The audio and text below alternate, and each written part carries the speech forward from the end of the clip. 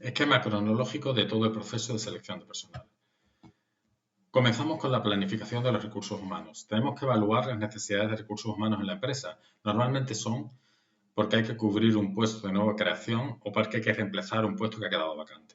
Para ello, hay que hacer un análisis del puesto de trabajo, viendo el perfil profesional y del puesto de trabajo, las características, las cualidades que debe tener la persona que lo cubra y el perfil personal y profesional que la empresa exige a la persona que quiera estar en ese puesto de trabajo. Para ello, una vez desarrollado el análisis del puesto, tenemos los datos relativos a los candidatos que hemos de buscar para cada puesto.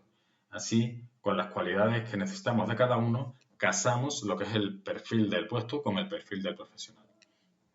Ya una vez que tenemos el perfil del puesto, tenemos que saber las responsabilidades que debe tener, que muchas veces están relacionadas con puestos de mando intermedio o de alta responsabilidad y tiene que ser una persona con gran experiencia y con mucha seguridad.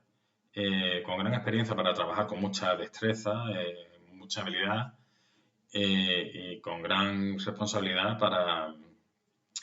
para que sea una persona que no sea insegura y una persona que además tenga motivación para querer subir en el escalafón de la empresa. También tenemos que saber las condiciones de trabajo por si eres una persona que no quiere viajar, que no quiere trabajar lejos de su ciudad, que quiere otro horario de trabajo diferente, pues a lo mejor no está motivada para ese puesto aunque cobre bien.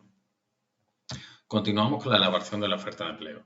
Es importante, como primera criba, pues poner en la oferta de empleo los requisitos de los candidatos, las características del puesto, todo ello para que una persona no nos mande un currículum si no quiere ese tipo de puesto. También podemos poner o debemos poner los datos de la empresa, la posibilidad de promoción, para que le motive a una persona que sí quiere ese puesto, saber que está en una empresa importante.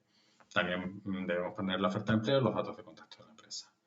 Recibimos las candidaturas de la base de datos que tenemos y así nos ahorramos el tener que hacer un proceso de selección. Normalmente tenemos una base de datos con muchos currículum que nos han enviado y a veces cuadran con el perfil que deseamos. También hay que desarrollar las pruebas de selección. Tenemos que ver el proceso, el protocolo que debemos seguir. Se cita a los candidatos y bueno, tenemos un documento para calificarlos y bueno, bastantes más cosas que son normalmente iguales. Y también tenemos que saber el candidato las cosas que va a considerar para meterle presión o no en función del tipo de puesto. El sistema de selección comienza el proceso justo aquí con las fuentes de reclutamiento. Pues normalmente estos son los medios que la empresa emplea para atraer a candidatos con las necesidades de la empresa. Normalmente suelen ser fuentes internas, que son menos costosas y además estamos más seguros de que el candidato es como nosotros queremos, porque son gente de la propia empresa y si no, acudimos a fuentes externas. Las fuentes internas, como hemos dicho, son de candidatos de la propia empresa y para un puesto de más responsabilidad podemos utilizar a un empleado que tenga un poco menos de responsabilidad, pero en la misma empresa y conozca esas funciones. Es más barato, se conoce más las habilidades y bueno, la responsabilidad que está dispuesto a tener ese trabajador. Motiva mucho a los trabajadores saber que pueden hacer carrera profesional en la empresa. Las fuentes externas son menos económicas, tienen un coste, pero para puestos de mayor importancia, para cuando tenemos que recurrir a técnicas de trabajo que están fuera de la cultura de nuestra empresa, pues a veces es mejor acudir a agencias externas. Luego están los canales de selección. Es mejor a veces acudir a amigos, parientes o a candidatos espontáneos porque así los conocemos o tenemos una referencia. Suelen ser personas con una información más precisa y detallada a las que nos proporcionan. Si no, pues tenemos que acudir a otros canales externos de reclutamiento, que suelen ser agencias de empleo externas o incluso privadas o incluso públicas, ETT, portales de empleo, instituciones educativas. Todas ellas tienen una una desventaja que tienen un pequeño coste y una ventaja que es que no tienen por qué ser contratados a corto plazo. Pueden ser contratos temporales o pueden ser incluso contratos como las ETT o como instituciones educativas que no son directamente con el trabajador. Y luego ya, si nos gusta, pues lo contratamos al trabajador directamente. Luego está la primera fase del proceso de selección, que lo suele hacer la agencia externa de empleo, o si no, el Departamento de Recursos Humanos, o las pruebas de selección profesionales, psicotécnicas o dinámicas de grupo. Esta es una nueva criba. Y finalmente están las pruebas definitivas de selección.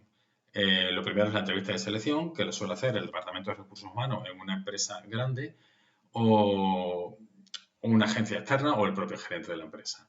Finalmente, la persona que se va a hacer cargo de ese trabajador, y si es una empresa pequeña, el gerente de la empresa también. Se hace un informe de la entrevista que debe ser claro, concreto, y se debe hacer justo después de la entrevista. Se selecciona el candidato adecuado, comprobando las referencias, esto es muy importante. Se hace una oferta de precontrato para saber si el candidato está de acuerdo con la oferta. Ya luego se le contrata, se gestiona todo. La acogida y la adaptación en la empresa es muy importante. Debe sentirse como en casa, conocer a la gente de su departamento, a su jefe directo. Debe conocer la empresa para saber moverse, dónde está la cafetería, si tiene alguna ventaja adicional y encontrarse a gustísimo en la empresa. Y por último, y muy, muy importante, el control del proceso de selección, si ha sido adecuado.